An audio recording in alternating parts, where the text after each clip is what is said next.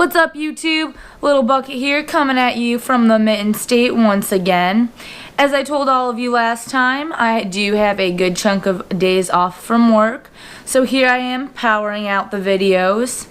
So today, what I wanted to talk about was this really cool new show that I just started watching on FreeForm, formerly ABC Family, called The Bold Type. It's on every Tuesday.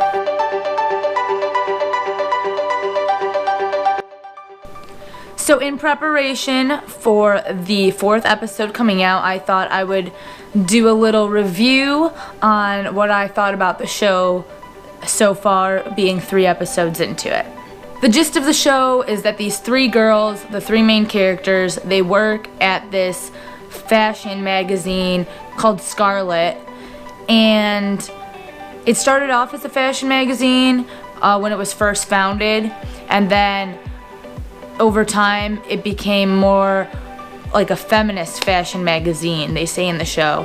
So it went from like, oh, how to get a man and how to do this and please your man in bed, and so now they focus on like feminist things like how to love your life, how to feel good, and it's all about, their magazine is all about empowering women. So that's like the gist of the show. And in the first episode we find out the main character has just been promoted to a writer instead of an assistant, so it's just kind of following her around as her new life as a writer for Scarlet magazine, and she's trying to learn more things that she maybe hasn't learned about before, and trying to find her place in writing for Scarlet magazine while she still can address her feminist ideas. So I really like the show. I think it is a great feminist TV show. It's nice that there have been so many new feminist TV shows being produced lately. This one, already in the first 3 episodes, I feel has done a good job in multiple different ways to address real world problems, also be entertaining. What I already like about it is that it's slightly intersectional. Why I say slightly intersectional is because the lead character is still white, and then her 2 best friends, one of them which is also white, and then one of her other best friends is black. So again, we see this typical black girl plays the best friend and not the lead character. That part's definitely unfortunate. I wish these TV shows would mix it up a little bit and be more intersectional in that way. So that's my critique with it, is that it's a stereotypical lead white girl and then black best friend type deal.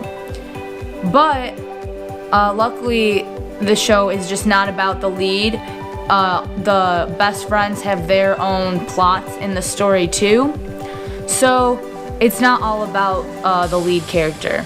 So that's nice. But besides those 3 characters, there's also another kind of main character, and she's a lesbian Muslim photographer. So that's pretty cool, throwing some more diversity in there. And so that brings us to, I'm not going to give any spoilers, but some of the like real issues that they talk about in the show that real women struggle with sometimes. They talk about exploring your sexuality and learning what you like and learning about your body in more ways than one. Some of the characters are unsure if they like other women. It's not just with the exploring the sexuality. Also, one of the characters struggles with other intimacy problems. I'm not going to go into specifics because I don't want to give anything away, but they touch on a lot of sexuality-based questions and struggles and whatnot. And so I thought that was great, because too often, in a not overly sexualized way, it's like taboo for women to like explore their sexuality or really talk about it unless other people are talking about it. Like, it's bad if you talk about your sexuality, but other people can sexualize you. You know how it is. So I really like that they're open about talking about their sexuality and things that they're trying and whatnot. So that's super awesome and with the times and empowering for women. They also talk about like some real world issues. They have talked about politics and congresswomen and wanting to influence the political side of things.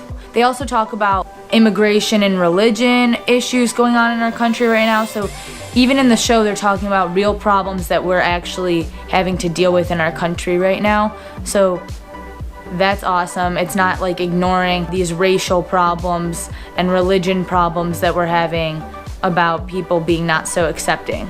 So that's definitely a positive. So yeah, it's a really good show. I didn't want to give too much away because I didn't want to spoil anything. So that's why I just kind of gave you like a loose gist of it. But it's really good.